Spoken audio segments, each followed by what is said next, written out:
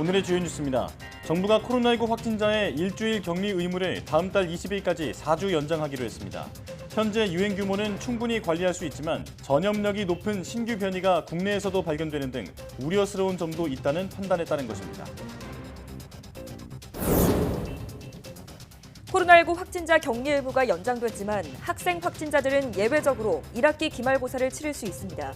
분리고사실은 응시생 간격을 최소 1.5m 확보해야 하며 칸막이를 설치할 경우에도 1m 이상 거리를 둬야 합니다. 정부는 실내 마스크 해제 논의와 관련해 지금은 검토할 사안이 아니라며 일단 의무화 유지 입장을 밝혔습니다. 실내 마스크 해제는 최종 단계에서 검토 가능한 것으로 방역 상황이 훨씬 더 안정된 이후에 고려할 수 있다는 판단입니다. 안정기를 보이고 있는 코로나 유행이 이르면 올여름 다시 시작해서 가을엔 절정에 이를 수 있다는 당국의 분석이 나왔습니다.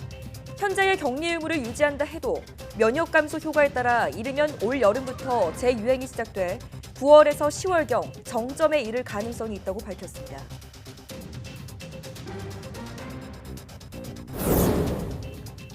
온몸에 수포가 발생하는 희소 감염병인 원숭이 두창이 최근 유럽 등 일부 국가에서 확산 조짐을 나타내고 있습니다.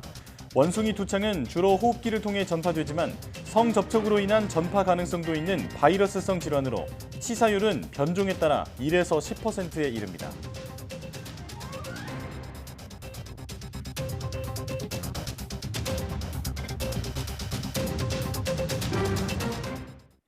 여러분 안녕하십니까? 사이언스 투데이 시작합니다. 정부가 코로나19 확진자의 격리 의무를 유지하고 4주 뒤에 다시 해제 여부를 검토하기로 했습니다.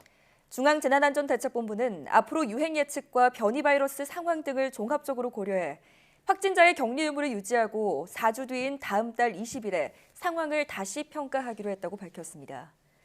국내 연구에서 확진자의 격리 의무를 예정대로 오는 23일 해제할 경우 7월 말에 환자 발생이 4.5배에서 7.5배까지 늘 수 있다고 예측했습니다. 정부는 또 국내 유입이 확인된 새로운 변이 바이러스는 기존 백신의 효과를 낮추고 면역 회피 가능성도 있어서 재유행 시기를 앞당길 수 있다고 판단했습니다. 전문가들도 코로나19가 다른 2급 감염병에 비해 전파력과 치명률이 높고 신종 변이 위험성 등을 지적하며 격리 의무 전환은 신중할 필요가 있다는 의견이 다수였습니다. 이에 따라 정부는 확진자의 격리 의무를 유지하되 안착기 과제들은 분야별 상황에 따라 유연하게 차례로 시행할 예정입니다. 확진자의 격리 의무는 당분간 유지됐지만 정부는 확진된 학생들은 예외적으로 기말고사를 치를 수 있도록 했습니다. 이들은 별도로 마련된 고사실에서 시험을 치르게 되는데 출입구나 등하교 시간도 일반 학생들과 다르게 해서 접촉을 최소화하도록 했습니다. 신현준 기자의 보도입니다. 이번 1학기 기말시험은 코로나19에 확진됐거나 자가진단검사에서 양성이 나온 학생도 치를 수 있습니다. 정부가 기말고사 기간에 한해 이들의 등교와 시험 응시를 허용한 겁니다. 대신 학교에 올 때는 대중교통이 아닌 도보나 자차, 방역택시를 이용해야 하고 개인 마실 물도 챙겨야 합니다. 시험도 분리된 교실에서 치릅니다. 별도의 건물에 고사실을 마련하는 걸 우선 권장하지만 여건에 따라 같은 건물 내에 분리 고사실을 준비해도 됩니다. 또 일반 학생들과 시차를 둬 등하교하고 출입구와 화장실을 분리해 최대한 동선이 겹치지 않도록 했습니다. 분리고사실은 응시생 간격을 최소 1.5m, 칸막이를 설치해도 1m 이상 떨어뜨려야 합니다. 감독자는 KF94 마스크와 장갑, 안면 보호구를 착용해야 하고 응시생과의 거리는 가급적 2m 이상을 유지하도록 했습니다. 창문은 계속 열어두는 게 원칙이지만 상황이 여의치 않으면 쉬는 시간마다 문과 창문을 열어 맞통풍 환기를 해야 합니다. 분리고사실 답안지는 학생이 비닐봉지에 직접 넣으면 감독교사가 밀봉해 소독하도록 했고 24시간 이후에 채점하는 것을 권고했습니다. 증상이 악화해 시험을 볼 수 없는 학생은 100% 인정점을 주지만 의료기관에 증빙 서류를 제출하도록 해 선택적 응시를 막도록 했습니다. 또 시험 뒤에는 분리고사실을 전문 업체에 맡겨 소독하고 감독을 했던 교사는 열흘간 발열 등을 감시하도록 했습니다. 기본적으로는 학생들의 이제 학습권을 보장한다는 취지가 있었고, 오미크론 감소 추세가 뚜렷하게 나타나서 관리가 가능하다라는 측면이 이제 작용한 것으로. 교육부 관계자는 현재 감소세를 고려할 때 대부분의 학교가 기말고사를 치르는 6월 말과 7월 초엔 학교별 분리고사실을 1개 정도 준비하면 될 것으로 내다봤습니다. YTN 신현주입니다. 정부가 실내 마스크 해제에 대해 지금은 검토할 사안이 아니라며 방역 상황이 더 안정되면 고려하겠다는 입장을 밝혔습니다. 실내 마스크 착용 의무 기준을 50인 이상으로 설정한 이유에 대해서는 이전 사회적 거리두기 지침을 활용한 것이라고 설명했습니다. 손영래 중앙사고수습본부 사회전략반장은 실내 마스크 착용 해제 논의 상황을 묻자 현재로서는 당장 검토할 수 있는 사안이 아니라고 보고 있다며 추후에 코로나 방역 상황 자체가 훨씬 안정적이 된 이후에 검토 가능할 것이라고 답했습니다. 임수경 중앙방역대책본부 상황총괄단장도 실내 마스크 해제는 최종 단계에서 고려 가능한 조치라고 강조했습니다. 안정기를 보이고 있는 코로나19 유행이 이르면 올 여름 다시 시작해 가을철엔 절정에 달할 수 있다는 당국 분석이 나왔습니다. 중앙방역대책본부는 브리핑에서 격리 의무를 유지한다는 전제하에서도 면역 감소 효과에 따라 이르면 올 여름부터 재유행이 시작해 9월에서 10월경 정점에 이를 가능성이 있다고 강조했습니다. 김원주 중앙방역대책본부 제1부본부장은 격리 의무를 해제한 경우에는 유행 상황에 상당한 영향이 있을 것으로 예측됐으며 현재 감소세를 유지하지 못하고 6월에서 7월 반등할 수도 있을 것으로 예상된다고 설명했습니다. 당초 방역당국은 코로나19 변이와 면역 감소 등의 영향으로 올가을이나 겨울철에 재유행이 올 것으로 전망했습니다. 한시적으로 허용했던 요양병원과 요양시설의 접촉 면회가 당분간 계속 허용됩니다. 정부는 가정의 달 5월을 맞아 오는 22일까지 한시적으로 허용했던 요양병원과 요양시설의 접촉 면회를 별도 안내가 있을 때까지 계속 허용하기로 했다고 밝혔습니다. 이번 연장 조치는 접촉 면회 허용 후에도 시설들의 집단 발생 건수가 지속 감소하는 등 방역 상황이 안정적인 점 등을 고려했다고 설명했습니다.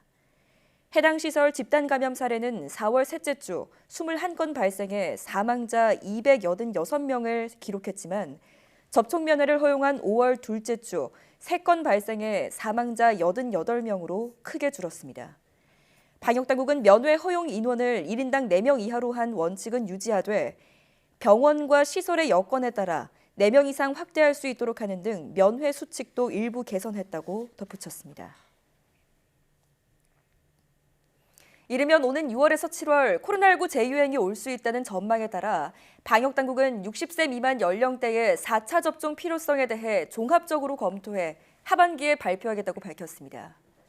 정부가 현재 60세 이상을 대상으로 진행되는 코로나19 백신 4차 접종을 60세 미만에도 적용할지를 검토하고 있는 겁니다. 방역당국은 올여름의 재유행 가능성과 함께 자연 면역과 백신 접종 면역 효과가 모두 3개월 정도임을 감안해 유행 상황과 접종 효과, 신규 백신의 개발 동향 등을 검토해서 결정하겠다며 이같이 밝혔습니다. 정부는 여러 상황을 종합적으로 검토한 뒤 하반기에 백신 접종 전략을 발표할 계획입니다. 국정원은 북한의 수인성 전염병이 확산한 상황에서 4월 말 열병식을 계기로 코로나19까지 퍼진 것으로 파악했습니다. 네, 이런 상황에도 북한은 우리 정부가 지원 의사를 타진한 의약품은 받지 않을 것으로 관측되고 있습니다. 조수연 기자가 보도합니다. 북한 조선중앙TV가 소개한 코로나19 예방 수칙입니다. 외출할 때는 무조건 마스크를 착용하라며 이중 마스크를 권장한 점이 눈에 띕니다. 북한에서는 하루 동안 26만여 명의 발열자가 새로 발생하면서 누적 발열자가 200만 명에 육박했습니다. 사망자는 1명 추가돼 누적 63명이 됐습니다. 북한은 초기 대응 미숙의 책임을 물어 일부 간부들에 대한 문책성 임사를 예고하는 한편 김정은 위원장의 지도력을 부각하고 있습니다. 조국과 인민의 안녕을 수호하고 또다시 영웅조선의 힘, 영웅조선의 정신을 만천하에 과시하게 할 것이라고 화관하셨습니다. 이런 가운데 국정원은 북한의 코로나19가 퍼지기 전 수인성 전염병이 상당히 확산해 있었던 것으로 파악했습니다. 홍역과 장티푸스 등이 이미 확산한 상태에서 4월 말 열병식을 계기로 코로나까지 광범위하게 퍼졌다는 겁니다. 특히 10세 미만 영유아 사망자가 많은 것을 보면 코로나 때문이라고만 보기 어렵다는 분석입니다. 국정원은 또 우리 정부의 의약품 지원 제안을 북한이 실질적으로 거부한 것으로 보인다며 중국의 지원을 통해 해결하려는 것 같다고 설명했습니다. 아울러 북한의 코로나19 상황이 이달 말에서 다음 달 초에 정점을 지날 것으로 보이는데 이번 사태로 국가 체계가 흔들리는 일이 벌어지지는 않을 것으로 내다봤습니다. YTN 조수연입니다. 세계보건기구 WHO가 중국 제약업체 칸시노 바이오로직스가 개발한 코로나19 예방 백신 콘비데시아의 긴급 사용을 승인했다고 로이터 AFP 통신이 현지 시각 19일 보도했습니다. WHO는 성명에서 해당 백신이 코로나19에 대한 보호 기준을 충족하며 백신 사용에 따른 위험에 비해 혜택이 더 크다고 설명했습니다. 콘비데시아는 시노백, 시노팜에 이어 WHO가 긴급 사용을 승인한 세 번째 중국산 코로나19 백신으로 전 세계적으로는 11번째에 해당합니다. 아데노바이러스를 전단체로 사용하는 얀센 아스트라제네카 백신과 같은 계열로 1회만 접종합니다. WHO에 따르면 콘비데시아는 임상시험에서 코로나19 유증상 감염 예방 효능이 64%였으며 중증 예방 효능은 92%에 이르는 것으로 나타났습니다. 미국 질병통제예방센터 자문기구가 현지 시각 19일 5세에서 11세 아동에 대한 화이자 백신 3차 접종을 권고했습니다. 2차 접종 이후 5개월이 지난 5세에서 11세 아동이 3차 접종 대상으로 면역 저하 아동은 4차 접종을 하게 됩니다. 전문가들은 최근 미국 전역에서 코로나19 감염과 입원이 증가하고 있어 아동을 보호하기 위해 추가 접종이 필요하다고 설명했습니다. 이에 따라 질병통제예방센터가 신속하게 아동에 대한 3차 접종을 승인할 것으로 보인다고 뉴욕타임스는 보도했습니다.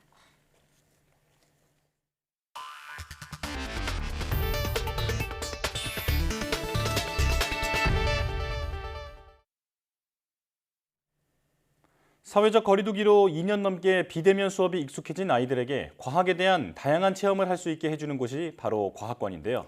교과서 속 과학 원리는 물론 생활 속 과학을 놀이처럼 자연스럽게 즐기고 익힐 수 있는 과학관으로 이번 주말 나들이 다녀오시는 것도 좋을 것 같습니다.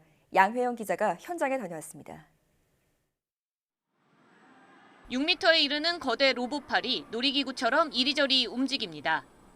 지진 체험 시뮬레이터로 단계별 지진 강도를 체험해보는 것은 물론 지진 대피 요령도 알려줍니다.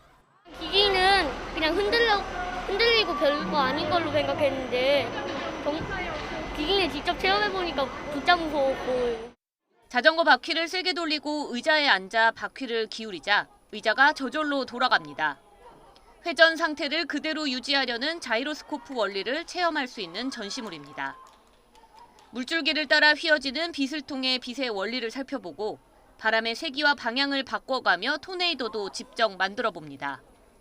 17개의 전시물을 새롭게 개선한 국립과천과학관의 과학탐구관으로 교과서에서만 배우던 과학 원리를 체험을 통해 경험하고 이해할 수 있도록 꾸며졌습니다.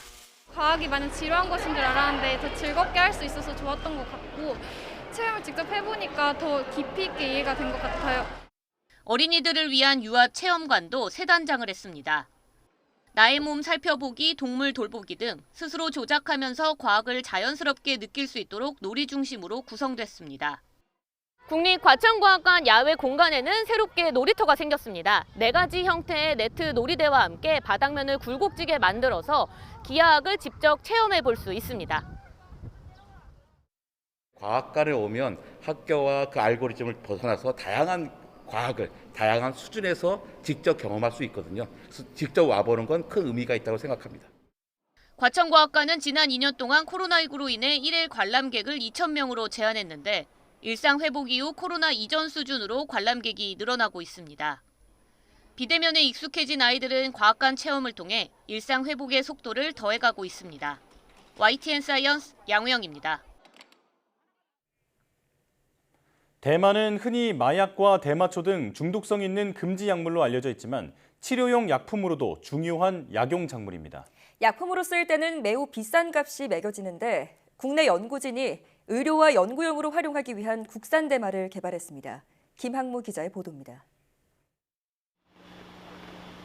대마는 일부 특정 성분의 중독과 환각작용이 있어 사용이 엄격히 금지되어 있습니다. 하지만 대마의 중독성이 없는 성분은 소아 뇌전증 치료제와 항암제, 치매 치료제 등 의료용으로 요긴하게 쓰입니다.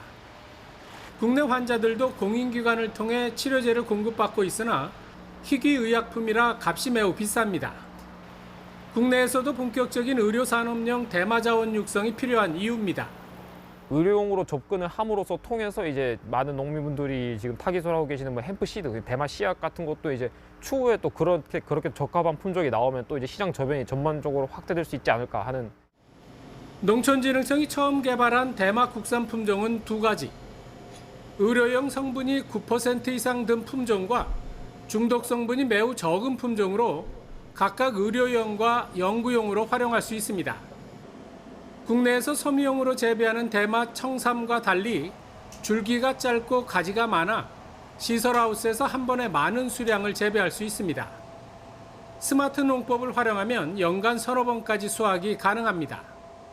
저희가 개발한 대마 자원을 국내 연구 현장에 보급함은 물론 국내 연구기관들과 공동 연구를 통하여 새싹 대마의 활용 기술, 대마 재배 표준화 기술, 그리고 대마 성분을 이용한 성분의약품 활용 기술 등을 연구하도록 하겠습니다. 해외에서 의료용은 물론 식품과 섬유, 화장품, 생활용품, 건축자재 등으로 폭넓게 활용하는 중독성이 없는 산업용 대마. 이번 국산 품종 개발을 계기로 재배 합법 분야가 늘면 농가의 새로운 소득원이 될 것으로 보입니다. YTN 김학무입니다. 질병관리청은 여름철 폭염에 대비하기 위한 온열질환 응급실 감시체계를 9월까지 운영합니다. 온열질환은 뜨거운 환경에 오랜 시간 노출됐을 때 나타나는 열사병, 열탈진 등의 급성질환으로 두통이나 어지러움, 근육 경련, 피로감, 의식 저하 등의 증상을 보입니다. 질병청은 감시체계 가동으로 전국 500여 개 응급실 운영 의료기관과 관할 보건소, 각 시도와 협력해 응급실에 내원한 온열 질환자를 파악하고 폭염의 건강 영향을 감시한다고 밝혔습니다. 수집된 온열 질환 발생 현황은 질병관리청 홈페이지에 매일 제공될 예정입니다. 지난해 감시체계를 통해 파악된 온열 질환자는 1,376명으로 이 가운데 20명이 숨졌습니다. 성별로는 남성이 76%로 대다수를 차지했고 연령별로는 80세 이상이 10만 명당 7.6명으로 가장 많았습니다. 지난해 온열 질환 사망자 수는 2011년 감시체계를 시작한 이후 역대 두 번째로 많았는데 사인은 모두 열사병으로 추정됐습니다. 일본 정부가 후쿠시마 오염수에 대한 해양 방류 계획을 승인하면서 안전성에 문제가 없다고 다시 강조했습니다. 중국과 함께 해양 방류에 반대해온 한국에 대해 일본은 새 정부 출범 이후 분위기가 어떻게 바뀔지 주시하고 있는데요. 도쿄에서 이경화 특파원이 보도합니다. 일본 원자력규제위원회가 오염수 방류 계획을 승인하면서 이제 남은 것은 시설 공사입니다. 규제위는 바다에 방류해도 안전성 문제가 없다고 강조했습니다. 安全上の影響や健康それとかですとか海産物への影響が考えられるとは、科学技術的には到底考えられるような処分ではないんですけれども 시설 공사에는 후쿠시마 등 지자체와 주민이 동의해야 하지만 여전히 반대가 강합니다. 일본 정부는 국제원자력기구 IAEA의 안전성 검증을 바탕으로 설득한다는 방침입니다. 방류 계획 승인에 맞춰 IAEA 그로시 사무총장이 일본에 온 것도 원활히 협력하고 있음을 보여주려는 뜻으로 풀이됩니다. IAEAが安全性についてしっかりと確認をし、その安全性を漁業者から消費者の皆様、そして近隣国、地域に至るまで繰り返し分かりやすく伝えていくことにより 외교부는 지난해 8월 도쿄전력이 방류 계획을 발표했을 때 일본 대사관 정무공사를 조치해 항의했습니다. 이번에는 IAEA 모니터링에 적극적으로 참여하겠다는 입장과 함께 한일 양자 간 협의를 지속할 것이라고 밝혔습니다. 이에 대해 지지통신은 한국 정부가 방류를 전제로 일본과 협의해갈 생각을 보였다고 보도했습니다. 사실상 방류를 용인하는 것인지 논란이 일자 외교부는 해명에 나섰습니다. 전제로 하지 않습니다. 기본적으로 우리 국민의 건강과 안전을 최우선으로 하면서 일본과 그리고 국제사회와 소통하는 노력, 이 부분 계속해 나가겠다는 말씀을 드렸습니다. 올여름부터 공사가 시작될 경우 실제 방류는 내년 봄 이후 이뤄지게 됩니다. 한일 양국이 관계 개선 필요성에 공감하는 가운데 후쿠시마 오염수 문제는 앞으로의 양국 관계에 피해갈 수 없는 시험대가 될 것으로 보입니다. 도쿄에서 YTN 이경아입니다.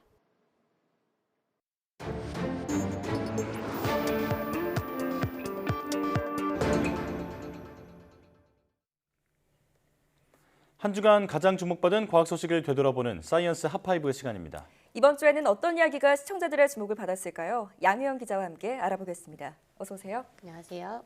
네, 5위 소식부터 알려주시죠. 네, 지난달 국내 한 업체가 3D 프린터를 이용해서 사람이 실제로 살 수 있는 집을 만드는 데 성공했다. 이런 소식을 이제 저희가 전해드렸었는데요. 네. 2층 단독 주택의 뼈대와 벽체를 만드는 데는 11시간밖에 안 걸렸다고 하고요. 또 창과 문, 또 계단, 주방 등 실제 주택의 모습을 갖추는 데에도 단 20일이면 충분했다고 합니다. 예. 이렇게 3D 프린터로 주택을 만들었더니 비용 역시 저렴해져서 현 시세의 절반 정도 수준인 7천만 원이면 주택 하나를 짓는데 충분했는데요. 이 기사에 대한 유튜브 조회수가 이 100만 회를 넘을 만큼 시청자들의 관심이 굉장히 뜨거웠습니다. 네. 댓글도 굉장히 많이 달렸다고 하는데 그중 가장 많은 관심을 얻은 건 역시 안전성에 관련된 거였습니다. 이 사람이 정말 안심하고 살 수 있을 정도인지, 이 3D 프린터로 만든 집은 충격에 어느 정도 버틸 수 있는지 이런 것들을 궁금해했는데요. 네. 시청자들의 반응에 이 건설 업체가 차량 충돌 테스트를 진행했다고 합니다. 제가 실험 영상을 보고 설명을 드릴게요. 예. 이 지금 보시면 크레인을 이용을 해서 차량을 매달고 있습니다. 이게 차량이 네. 매달리고 나면요, 2.5톤 정도 되는 이 차량을 이제 크레인을 매달고 집으로 충돌을 거침없이 시킵니다. 예. 네. 그런데 이 자세히 보면 차량 앞범퍼는 움푹 파일 정도로 큰 충격이었는데 네, 그러네요. 벽체는 굉장히 멀쩡했다고 합니다. 균열이나 금이 간 곳도 없었고요. 내부 안에 유리창이나 주택 내부도 굉장히 멀쩡했는데요. 네. 이 건축 업체의 이야기를 따르면요, 한 40톤 정도의 충격까지 버틸 수 있도록 설계를 했다고 합니다. 이 개발한 기술은 저렴한 가격으로 빠르게 주택을 공급할 수 있는 장점을 가졌는데 문제는 현행 건축법상 사람이 사는 건축물을 3D 프린터로 만들 수가 없다고 합니다. 예. 미국이나 일본 등은 이미 3D 프린터 주택을 상용화하고 있는 것과는 굉장히 대조적인 건데요. 이 업체는 내구성 실험 이외에도 3D 프린팅 주택 거주 시 인체의 안전성 문제가 있는지 여부 등 이 다양한 실험을 준비 중이라고 밝혔고요. 이 정부에서도 3D 프린팅 건축물에 대한 이 내진이나 단열, 거주 안전성 등 이 안전 기준을 하루빨리 마련해야 할 것으로 보입니다. 예. 네. 이게 시간과 비용을 아낄 수 있고 또 건축 폐기물까지 줄일 수 있는 차세대 건축법이라는 건 분명하잖아요. 네. 자, 얼른 기준이 마련되어야겠습니다. 자, 다음 4위 소식도 인상적이었는데 그 몇 년 전에 과학계에서 부실 학술지 논란이 크게 일었었는데 요즘에는 고등학생들도 이 부실 학술지에 논문을 게재하고 있다면서요? 네, 그렇습니다. 사실 고등학생이 학술지에 논문을 실는 거 이거 자체가 문제가 된다고 볼 수는 없습니다. 네. 하지만 최근 이 장관 청문회를 보면요, 후보자 자녀들의 이 논문이 실린 것, 그래서 이 논문에 대한 적법성 논란이 문제가 되곤 했잖아요. 그렇죠. 아빠 찬스로 논문 저자의 무임승차하고 그리고 또 대필이나 유료 논문 작성을 한 경우, 이런 경우는 당연히 부정행위로 봐야 하는데요. 네. 문제는 최근 들어서 이 부실학술지에 논문을 내는 고등학생이 늘고 있다는 겁니다. 그래서 2명의 연구원이 고등학생들이 이제 해외 학술지에 논문을 낸 경우가 얼마나 되는지를 전수조사를 해봤다고 합니다. 네. 최근 20년 동안 국내 고등학생 이 980명이 쓴 해외 논문 558건을 조사를 해본 건데요. 조사를 해보니까 총 558건 중 72건, 그러니까 13%가 돈만 내면 특별한 심사 없이도 논문을 실어주는 부실학술지에 실렸습니다. 부실학술지 게재 비율을 학교별로 살펴보니 영재고가 5.9, 과학고가 10%, 자율고, 외고, 일반고를 합쳤더니 22.4%에 달했습니다. 네. 네, 문제는 고등학생의 부실학술지 논문 게재 비율이 점점 늘고 있다는 건데요. 2020년에 출간된 16편의 고등학생 국제학술지 논문 중 37.5%가 이 부실학술지에 투고한 것으로 확인이 됐습니다. 예. 또 이 고등학생 시절 논문을 쓴 학생 저자의 67%가 추가 연구 이력이 없었고요. 일반적인 고교 교육과정에서는 배우지 않는 컴퓨터 공학이나 의학 분야 논문도 굉장히 많았다고 합니다. 아무래도 대입 입시를 위한 단발성 논문 작성, 또 인기학과 입학을 위한 조장형 논문, 이런 의혹이 커질 수밖에 없는 상황인 거죠.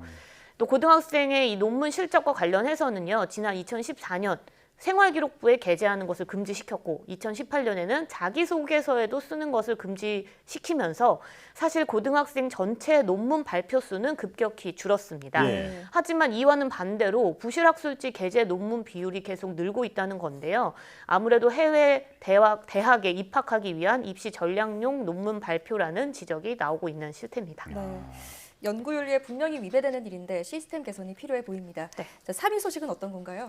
네, 이 3위 소식은요. 99.9%에 이르는 폭락을 하면서 하루아침에 휴지 조각이 된 암호화폐 루나와 테라 소식입니다.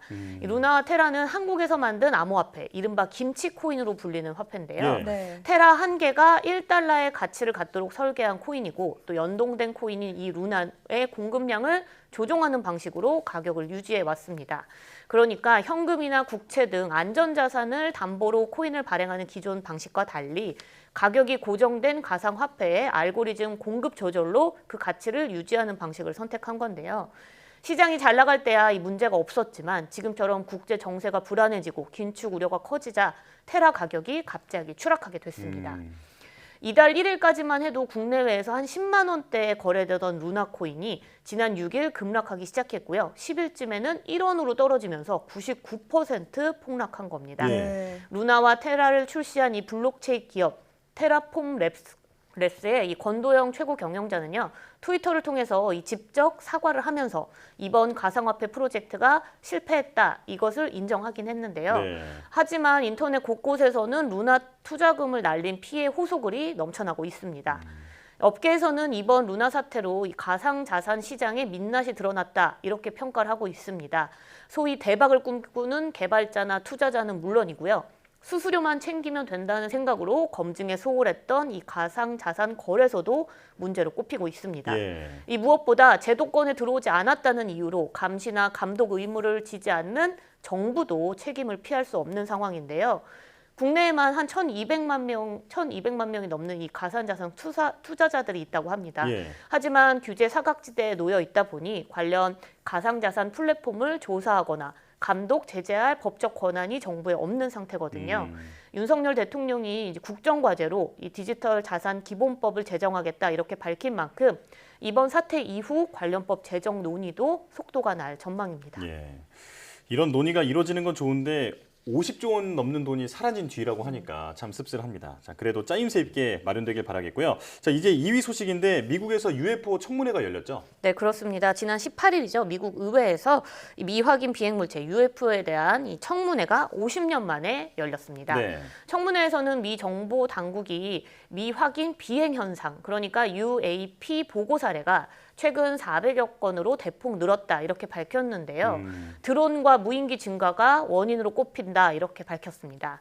또 청문회에서는요, 이 포착된 비행체들의 영상이 매우 짧기 때문에 정확한 정보를 얻기는 어렵지만 정지 비행이나 급격한 방향 전환 등 첨단 기술을 보였다 이렇게 평가했는데요. 네. 하지만 이 미확인 비행 현상이 지구 밖에서 온, 그러니까 우리가 쉽게 생각하는 UFO다라는 물리적 증거는 없었다 이렇게 강조했습니다. 네. 또 미확인 비행 현상은 국가 안보와 직결되는 만큼 정보 공개가 제한적일 수밖에 없다 이렇게 덧붙이기도 했는데요.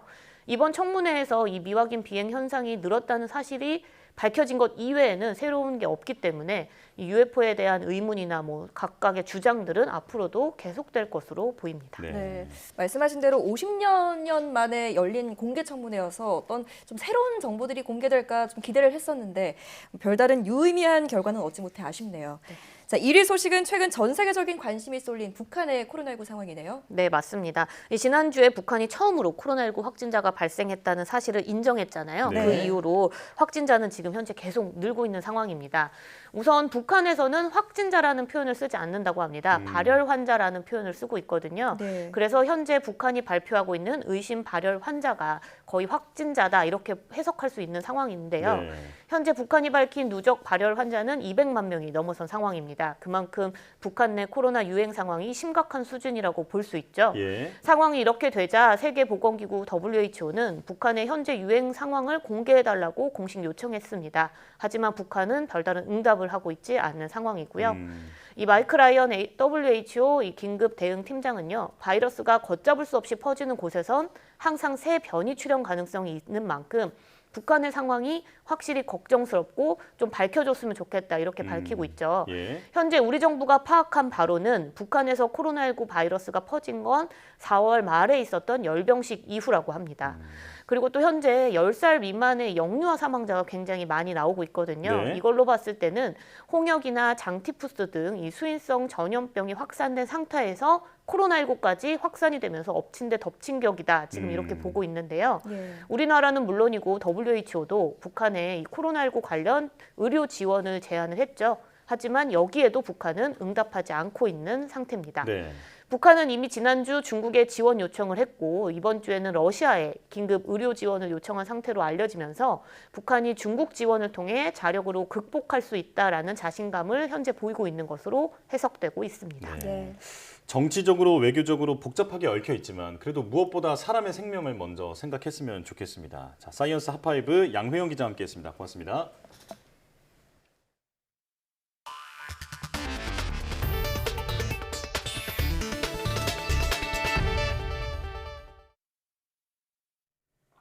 주로 아프리카에서 보고되어 온 희소 감염병으로 온몸에 수포가 생기는 원숭이 두창이 유럽 등 일부 국가에서도 확산할 조짐을 보이고 있습니다. 영국 보건당국은 원숭이 두창이 이미 지역사회에 확산했을 수도 있다고 우려했습니다. 이종수 기자입니다. 원숭이 두창에 걸리면 천연두와 마찬가지로 발열, 두통, 근육통, 피로감 등 초기 증상이 나타납니다. 이후 수포와 딱지가 피부에 생기고 얼굴과 생식기 등 몸 전체로 번지는 경우도 많습니다. 호흡기로 감염되지만 최근 성접촉으로도 전파되는 것으로 확인됐습니다. This is an unusual outbreak in that it's occurring in men who have sex with men. It's not been reported to be a sexually transmitted infection before. 원숭이 두창이 유럽에서 확산 조짐을 보이고 있습니다. 영국에선 이달 6일 올해 들어 첫 확진자가 발생한 이후 감염 사례가 잇따라 보고되고 있습니다. 영국 첫 확진자는 지난달 원숭이 두창이 풍토병으로 자리 잡은 나이지리아를 방문하고 최근 귀국했습니다. 현지에서 바이러스에 노출된 경위는 알려지지 않고 있습니다. 스페인과 포르투갈에서도 원숭이 두창 감염자가 확인됐으며 의심 환자도 다수 있는 것으로 알려졌습니다. 이탈리아와 스웨덴에서도 첫 감염자가 나왔는데 스페인은 전국에 원숭이 두창 바이러스 주의보를 발령했습니다. 미국 매사추세츠주에서도 한 명이 캐나다를 방문한 이후 감염 사실이 확인됐습니다. There's a patient in the Commonwealth of Massachusetts who has been confirmed to have infection with monkeypox. That patient is currently hospitalized at Massachusetts General Hospital. 영국 보건안전청은 최근 확진 사례와 유럽 각국 사례를 종합해보면 이미 원숭이 두창이 지역사회에 확산했을 수 있다는 우려가 현실로 드러나고 있다며 발진 등이 발생하면 보건당국에 문의하라고 당부했습니다. YTN 이종수입니다. 트위터가 전쟁과 자연재해, 공중보건과 관련한 가짜뉴스 단속을 강화하는 새 위기 허위 정보 정책을 발표했습니다. AP 등 외신에 따르면 트위터는 현지 시간 19일부터 분쟁 지역 상황을 잘못 묘사하거나 전쟁 범죄나 민간인 대상 잔혹 행위에 대해 허위 주장 게시물은 검색과 탐색, 홈 타임라인에 노출하거나 추천하지 않을 방침입니다. 러시아의 우크라이나 침공에 대해 오해의 소지가 있는 주장을 담은 게시물도 마찬가지라고 덧붙였습니다. 트위터는 분쟁 감시단체, 인도주의 단체, 언론인 등이 신뢰할 수 있고 공개적으로 이용 가능한 다양한 출처의 검증을 통해 해당 주장이 오해의 소지가 있는지를 판단하겠다고 밝혔습니다.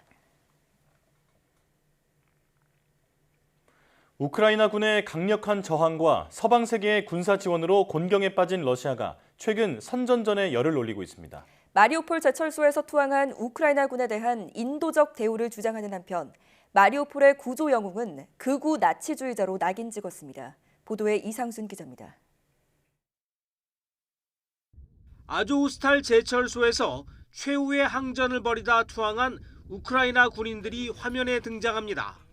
На сегодня водили в столовую, с утра был супчик с макаронами, в обед был тоже супчик и каша. Ужина еще не было, ужин еще ждем. 러시아군의 포로지만 침대와 담요 등 잠자리도 좋다고 합니다. Условия содержания более чем, матрасы, одеяло есть, питание адекватное, хватает и наесться, и на все остальное.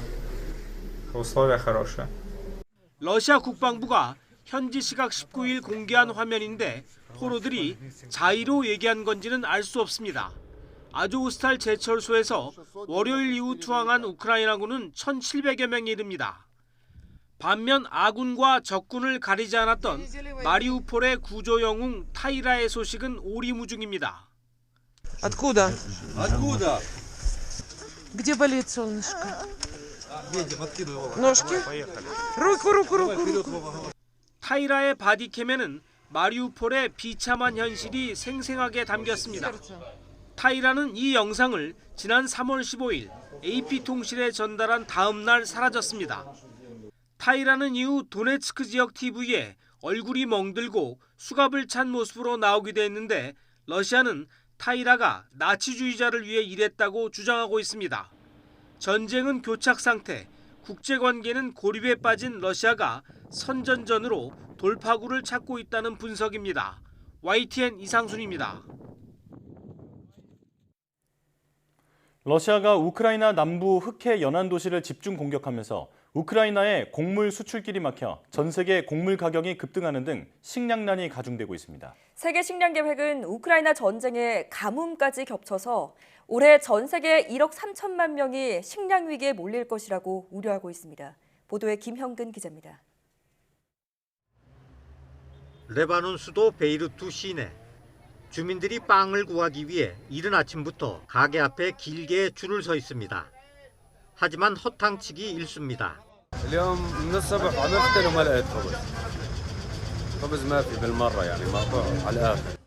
밀가루 대부분을 우크라이나에서 들여오던 레바논은 전쟁으로 직격탄을 맞았습니다. 러시아가 우크라이나 남부 지역을 집중 공격하면서 더 심각해졌습니다. 곡물 수출이 90%를 담당하던 오데사 항이 막혀버렸기 때문입니다. 흑해가 봉쇄되면서 곡물 2,200만 톤이 우크라이나 창고에 그대로 쌓여 있습니다. This grain helps feed 400 million people around the world, and these ports are shut down because of this war. We need to get the ports open, operational, otherwise we're going to have catastrophe on top of catastrophe. 우크라이나는 전 세계 해바라기 씨 생산의 절반, 밀 생산의 10분의 1, 보리와 유채 씨 생산의 5분의 1을 차지하고 있습니다. 때문에 곡물 수출 봉쇄는 전 세계 많은 나라에 큰 타격을 주고 있습니다. 공급난에 곡물 가격이 크게 치솟아 세계 식량 가격 지수는 역대 최고치를 기록했습니다. It threatens to tip tens of millions of people over the edge into food insecurity, followed by malnutrition, mass hunger and famine in a crisis that could last for years. 게다가 심각한 가뭄으로 올해 전 세계 곡물 생산량은 더욱 줄어들 것으로 보입니다. 세계 식량 계획은 올 한 해 1억 3천만 명 이상이 식량 위기에 직면할 것이라고 우려했습니다. YTN 김영근입니다.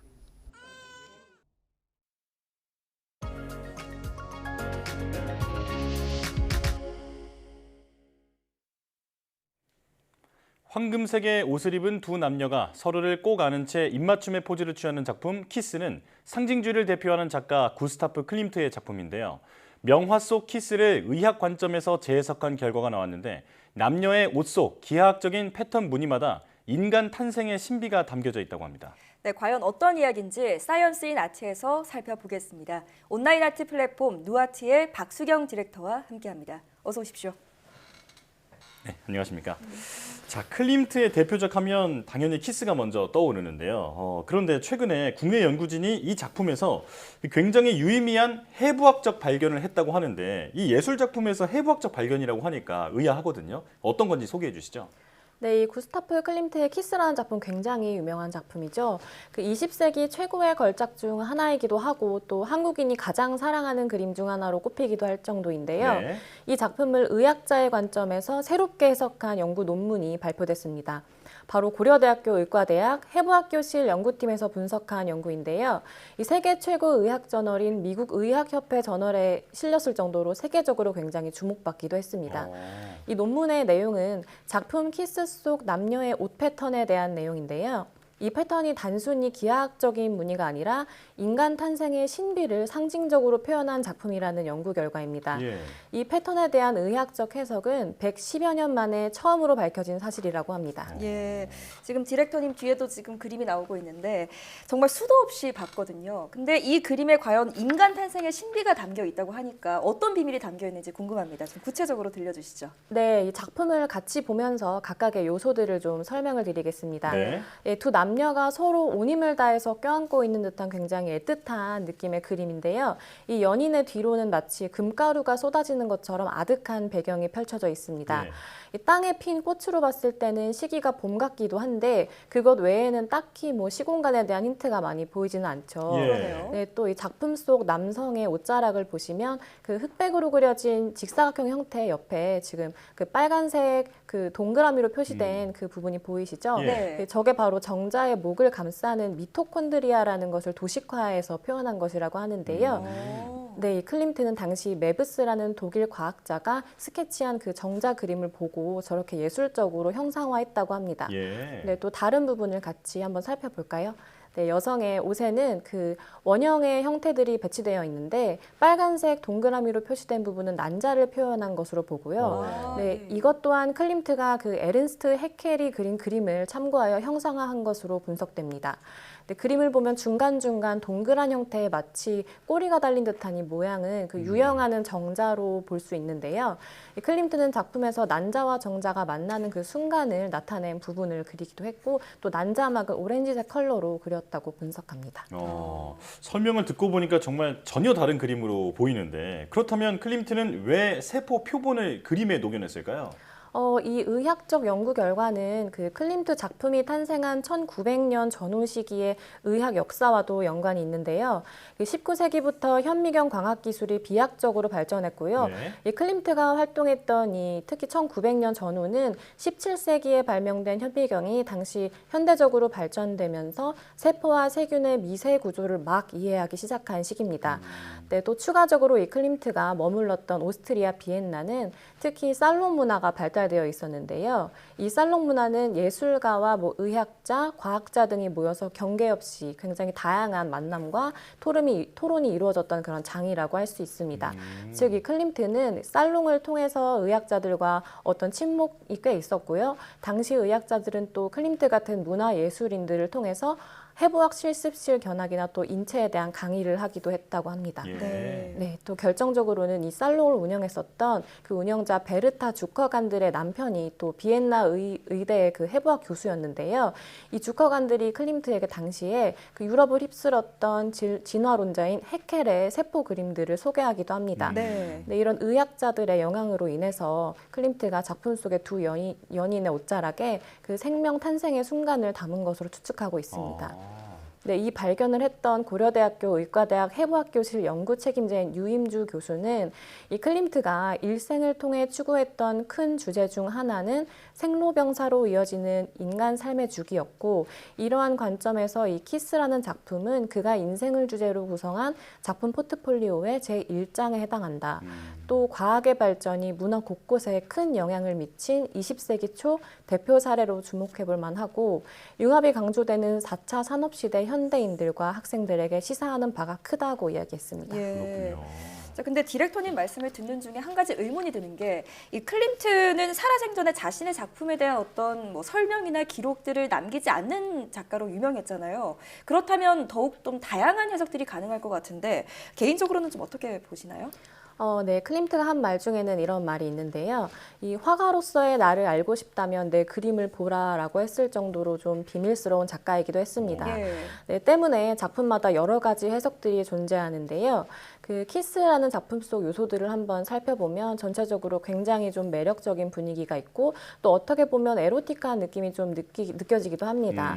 이 남성이 입은 강인한 느낌이 나는 각진 패턴의 코트와 여성의 옷에서 보여지는 어떤 유기적인 형태의 부드러운 패턴들이 대비되면서도 또 조화를 이루고 있습니다. 네, 이번에는 그 두 연인의 자세를 한번 살펴보겠습니다. 네, 딱 보면 로맨틱한 느낌이 나긴 하는데 어딘가 약간 어색해 보이는 부분이 있거든요. 그러네요. 네, 이 남성은 온 힘을 다해서 몸을 굽히고 있는 것 같은 자세고 여성은 좀 어색해 보이는, 좀 불편해 보이는 자세로 네. 이것을 이제 받아주는 듯한 느낌이 좀 느껴지죠. 네. 네, 또 발 밑부분을 또 보시면 네, 마치 낭떠러지처럼 그려진 부분 을 볼 수 있습니다. 근데 이 여성이 입은 화려하게 늘어뜨려진 이 옷자락의 바로 옆에 너무나 대비되는 이 허무한 낭떠러지 같은 부분이 뭔가 좀 이상하죠. 이 작품 속에 있는 이런 부분들을 여러 가지로 해석을 하는데요. 이 결국은 사랑에 대한 면모들을 담고 있다고 볼 수 있습니다. 이 사랑이라는 감정이 가지고 있는 어떤 갈망이나 절망, 또 황홀경, 또 내지는 뭐 앞날을 알 수 없는 불안함이나 설레임일 수도 있겠고요. 아마 이제 사랑을 한 번쯤 해본 사람이라면 이런 감정들을 충분히 공감하실 거라고 생각합니다. 이 남녀의 옷이나 자세 등 여러 요소들이 서로 굉장히 대비되는 상황이지만 아이러니하게도 무척 조화롭게 보인다는 점이 이 작품의 특징입니다. 네. 자, 그런데 클림트의 다른 작품들을 봐도 주로 황금색이 많이 보이는데 왜 클림트는 이 황금색을 자주 사용했을까요? 네, 이 키스라는 작품은 특히 클림트가 금박이나 금색 물감을 주로 사용했던 1907년에서 1908년인 클림트의 황금 시기로 불려지는 그 시기에 그려진 작품 중 하나이기도 합니다. 네, 참고로 클림트의 어머니는 오페라 가수이기도 했고 또 아버지가 특히 금세공사였거든요. 네, 그래서 클림트가 주로 이 금을 사용해서 작업을 하게 됐다는 그런 추측도 있습니다. 네, 여러 해석과 비밀들을 알고 나서 다시 보게 되니까 더 풍성하게 작품을 감상할 수 있을 것 같습니다. 지금까지 누아트의 박수경 디렉터와 함께했습니다. 잘 들었습니다.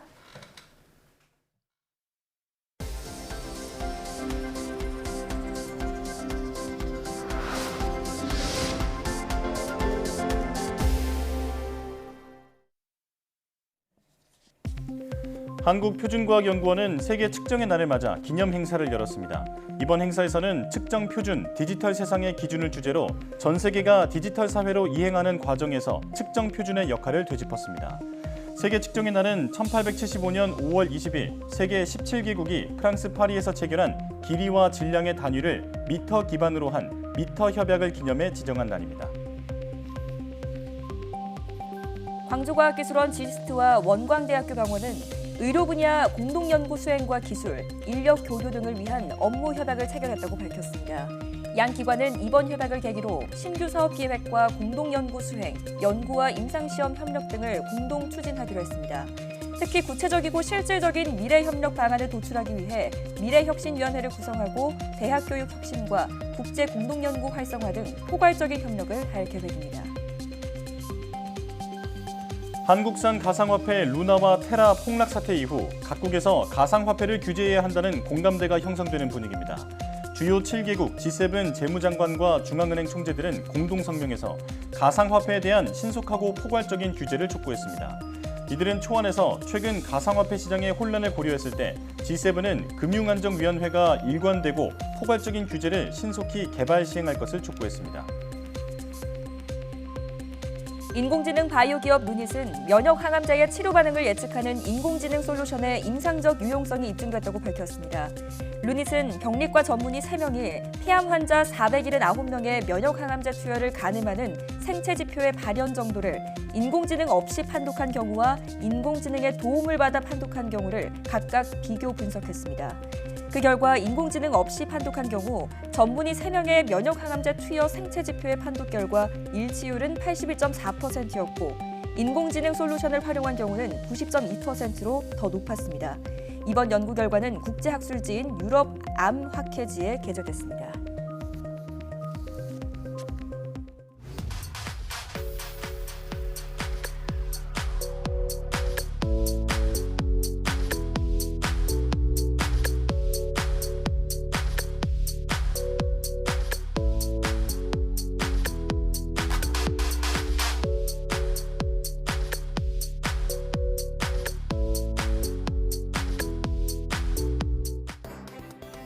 코로나19 확진자 일주일 격리 의무가 한 달 더 연장됐습니다. 이대로 격리를 해제하면 확진자 급증이 예상되는 데다 새로운 변이로 인한 재유행 가능성까지 남아있기 때문인데요. 지난 2년간 일찍 샴페인을 터뜨리는 곳마다 재유행을 겪었죠. 코로나는 당심을 먹고 산다는 것을 기억하고 유행이 완전히 잠잠해질 때까지 좀 더 방역에 힘을 모아야겠습니다. 사이언스 투데이 마칩니다. 함께해 주신 여러분 고맙습니다.